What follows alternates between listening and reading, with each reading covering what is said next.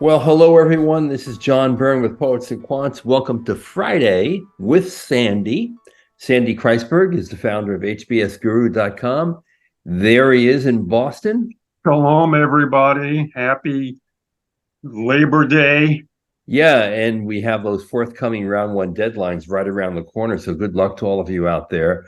We have today a candidate named Blake. Blake is a business analyst for an addiction recovery startup in St. Louis. He's had two other jobs in retail and one in life insurance during the pandemic. He has a 740 GMAT, a 3.64 GPA from the University of Alabama, where he has a business degree from.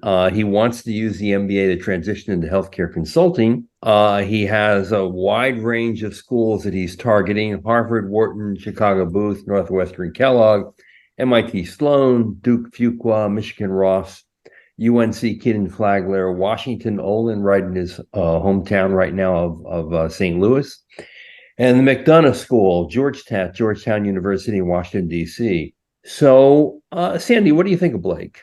Hi, Blake. Sandy here. We've got the 364 and the 740. Those, and you're a white male, so that's a very competitive bucket. There are a lot of you, and there are a lot of people with scores like that. So I think at HBS they're just going to be, well, I'd say the weakest part of your application is the fact that you've had four jobs. How old are you? 26. 26 is the right age. You've had a lot of jobs for short periods of time, and they may not view Sauna Lake Recovery as a kind of competitive job, and that's the one that you've had for the longest period of time. You've been there for 2 years and 2 months, right? Mm-hmm. So I think at HBS, it's going to be tough. I mean, but here's an interesting question. Why should they take you? And that's not a dare. It's open for discussion. Yeah, I think the best argument that I can give is that I bring some diversity of knowledge to the classroom. I think that there's not a lot of representation in the addiction recovery space. And I think that having that type of, serving mentality of others is something that might not be as well representative as something. I wouldn't say that. I would say there's not a lot of representation from my space. Sure. Yeah, I wouldn't say, and they might be amazed that I'm a do-gooder when most of the other applicants and students are predatory moneymakers. I wouldn't hint at I wasn't going there. Don't put it that way. You were going there. You did go there. I'm not kidding. This is important. Sure. That's what you said. And that's the way they would take it, even though a lot of it was tacit. Okay? Noted. And that's important to differentiate yourself. Clearly, I think that's a good answer to Sandy's question. Yeah. Brevity is I think your two differentiators are you're working in an unusual space, and that might be helpful. And you've had a lot of work experience.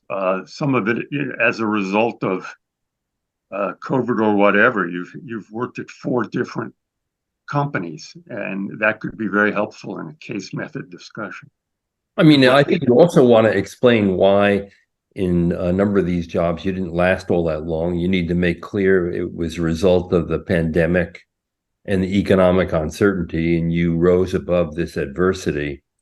Yeah, but if they ask that, if they say, "Hey, how come you had so many jobs?" What would you say?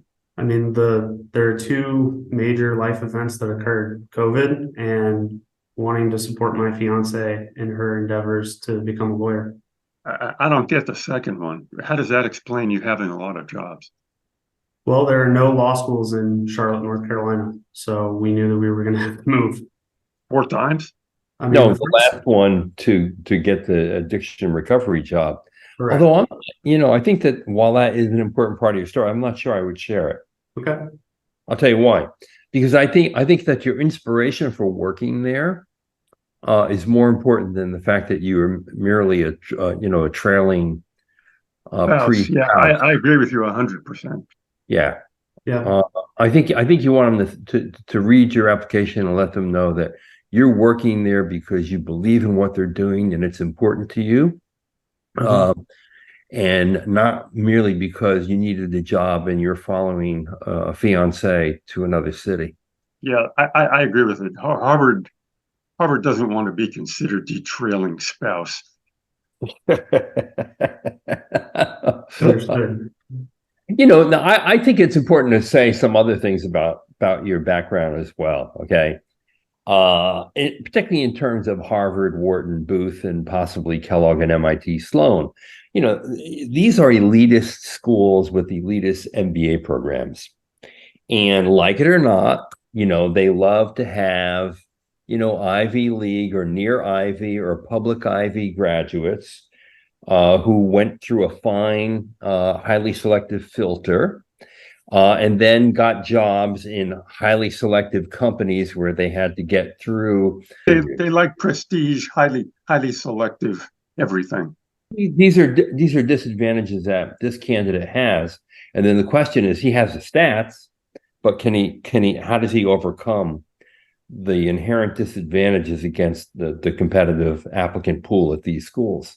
Correct. That is the question. You're in a white male cohort. There are a lot of them. They're highly talented. A lot of them have stats like yours, 3.6, which is good, 740, which is good, and you've got to figure out how you distinguish yourself and what you can bring to the HBS experience. Let me ask another important question. Give me a roadmap of what you want to do after business school. What job would you want as maybe a summer job or your first job out of business school? And then give me your career roadmap, and then tell me what you'd like as your culminating job and title and maybe a role model. These are important things to have at your fingertips. Sure. Yeah. I hope to move into the healthcare consulting space and be there for 2 to 5 years and then parlay that experience. So what would that mean? After business school, I'd like to join either the healthcare part of a large firm like McKinsey or a specialist healthcare firm, consulting company like A and B. I think the McKinsey route is more aligned with my interests. I think that having the resources that they have available would be really helpful. And how much do you know about? And I don't know much. So how much do you know about their healthcare specialty? I mean, in the details, not a whole lot. I know that they have offices all around the country, and I think that it's a large part of their business, but I wouldn't be able to. You research that. I mean, it would be interesting and it would be helpful. It would convince the schools that you really have thought about this. Yeah. And then, do you know any consulting firms that are totally dedicated to healthcare? Not in the addiction recovery space, I don't. John, is that too limiting?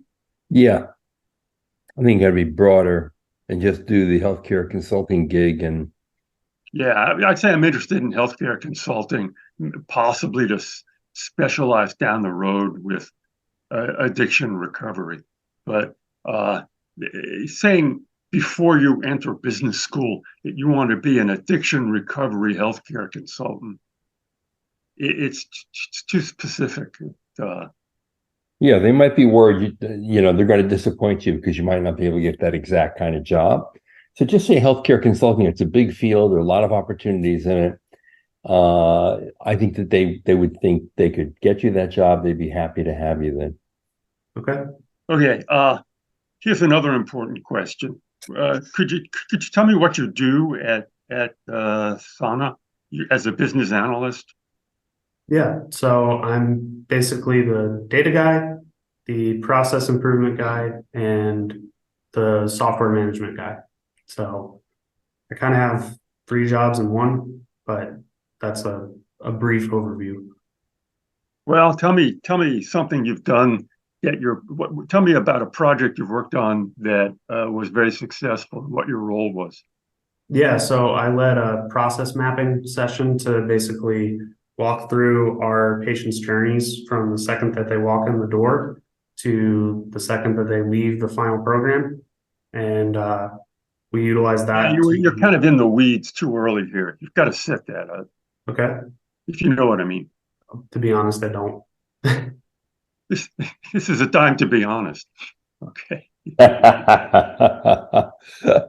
Could you just tell me about a gig you did and what role you played?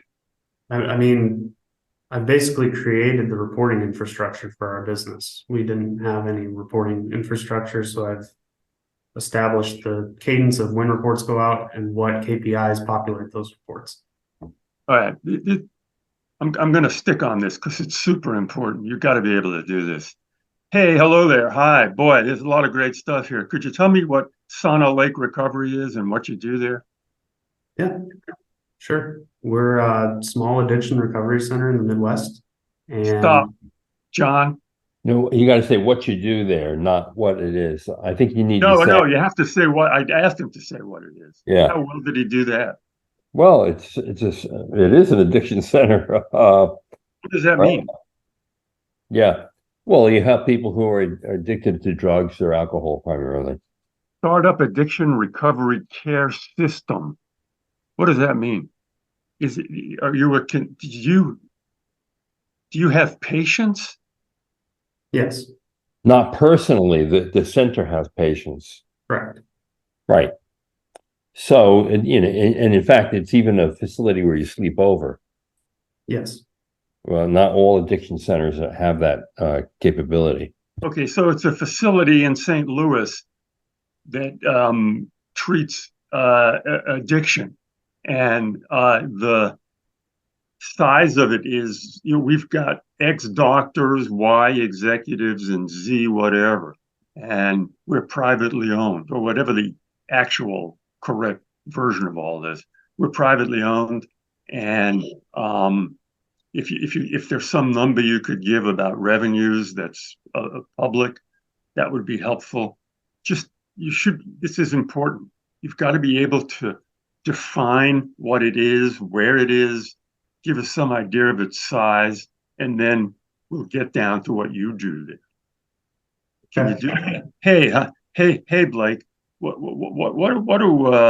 is Sauna Lake Recovery?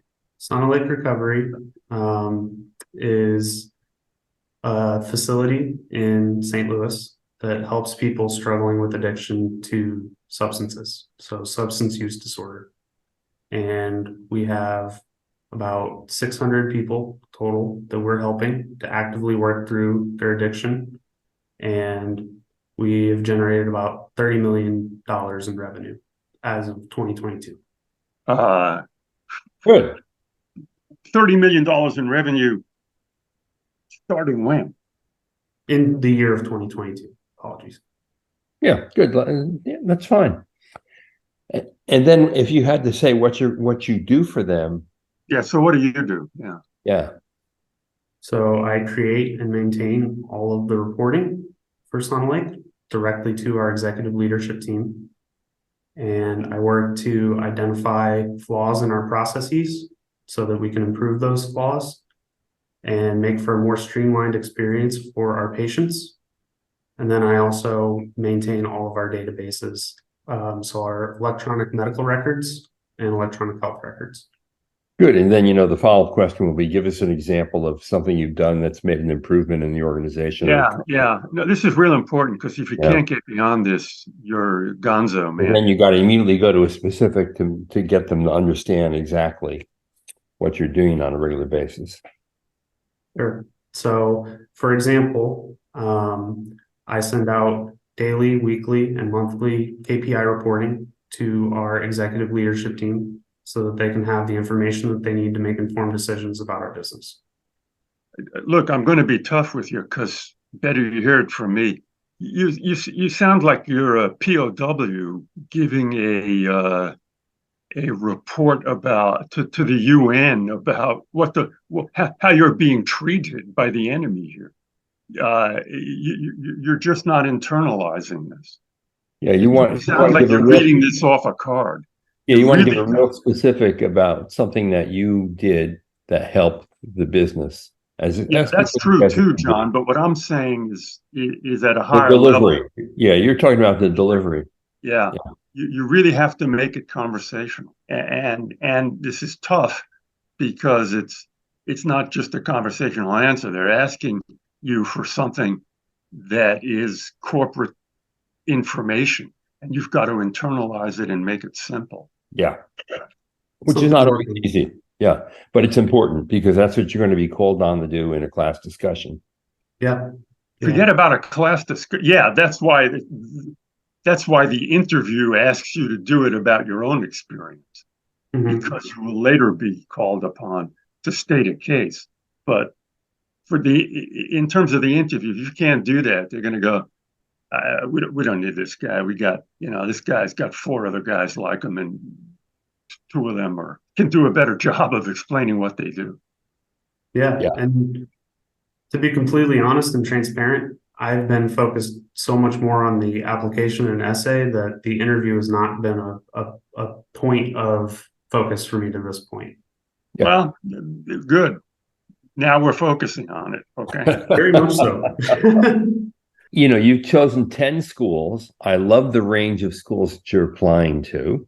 And I want to get Sandy's take on what your odds are at these different schools. I mean, I happen to think Harvard, Wharton, MIT, Booth are going to be very difficult for you for some of the reasons that we stated. Sandy, you agree? Yes. I don't think you're getting into Harvard. There's just too many jobs, too many silver, not gold experiences. And you're a white male. So it's very hard. And I think the same is for Wharton and MIT Sloan and probably Booth, don't you think?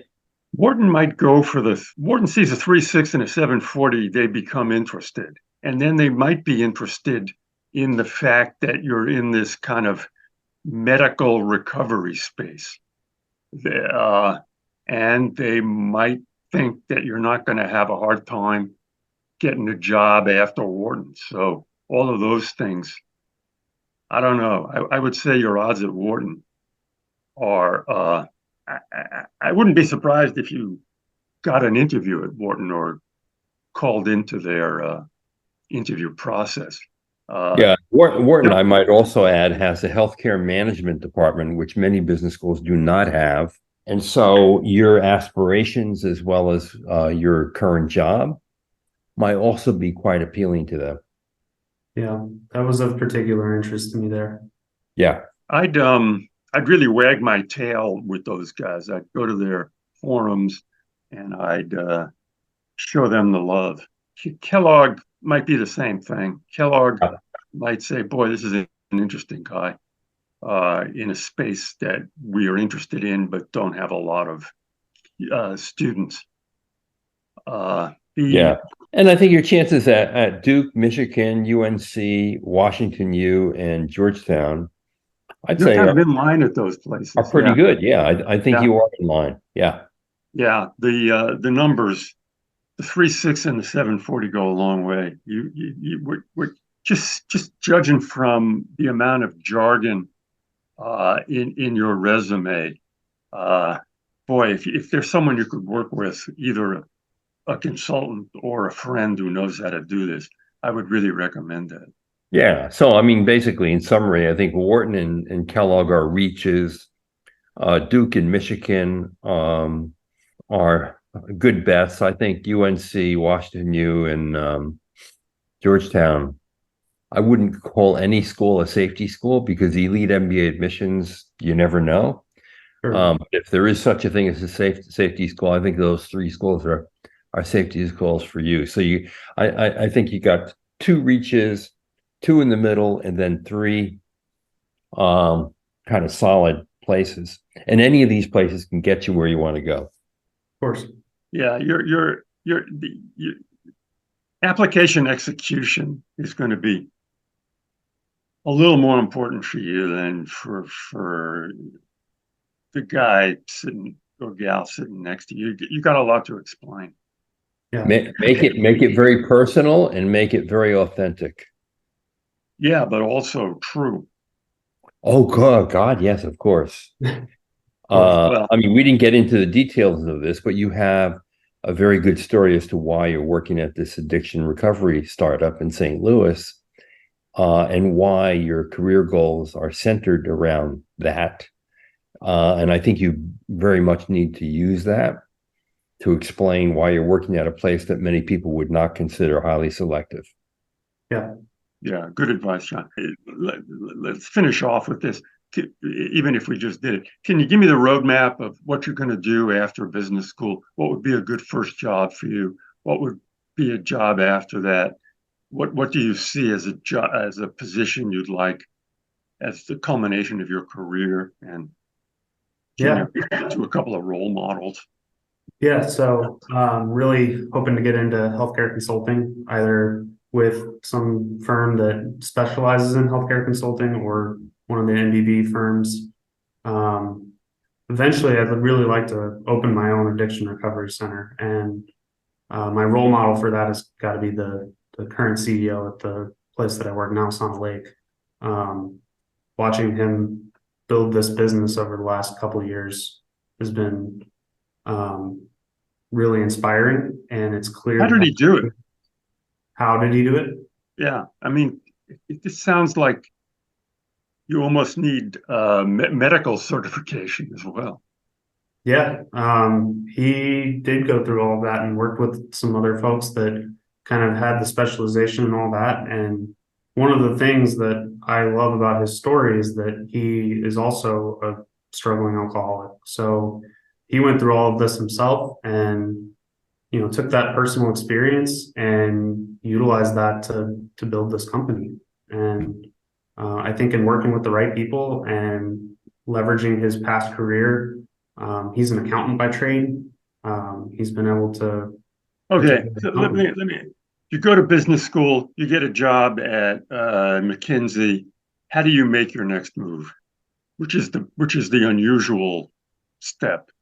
You say you're going to go from McKinsey, and after that, you're going to open a addiction recovery facility. How are Mhm. you going to do that? I mean, I've met a lot of people working in the addiction recovery space that have a lot of expertise. And the plan for me is to hopefully leverage the knowledge that I've gained from those people and leverage some of those people to work with me to build an addiction recovery center. Okay, is addiction recovery a space? Are there a lot of companies doing this? I'm sorry to be, Yeah, there totally. are. Yeah, there are a lot of companies doing it, and then there are a lot of like hospital systems that have addiction recovery sectors within their hospital system. So it's rapidly But growing, but yeah, it's okay, let's talk about the hospital part of it. What is the role of the MBA in that facility? at a hospital or In the hot, like let's say, State General has a large addiction recovery facility or practice. Who runs them? Do they employ MBAs, or is that run by MDs who pick up the business knowledge? I think most of them are run by MBAs. That's been my experience to this point. And then a lot of them have like a chief nursing officer or a chief medical officer who has more of the medical background, who kind of handles the clinical Yeah. and All medical. right, man. Do a lot of research on that. You should be doing it anyway. It's what you want to do. It would be incredibly helpful for an interview if you could really name things, sound informed about it. Yeah, Uh, it, it, it gets time well spent. Yeah, I mean, you need to say this is a fairly big industry. It requires a lot of management and leadership. There are X number of companies with a total, market value of X, just like that, including 2 or 3 publicly traded companies that are in the field. yeah. Just a quick thing like that. Yeah. Well, Blake, hey, good luck to you. We're in your corner. We're hoping you get in there. put your best foot forward and tell us how you do. Will do. Thank you guys so much. You've been incredibly helpful. Okay, All right. shalom and sayonara. And for all of Good you luck. out there, grinding the way on that round one application over the long weekend, good luck. We're hoping you get there. This is John Byrne with Poets and Quants. You've been watching Fridays with Sandy.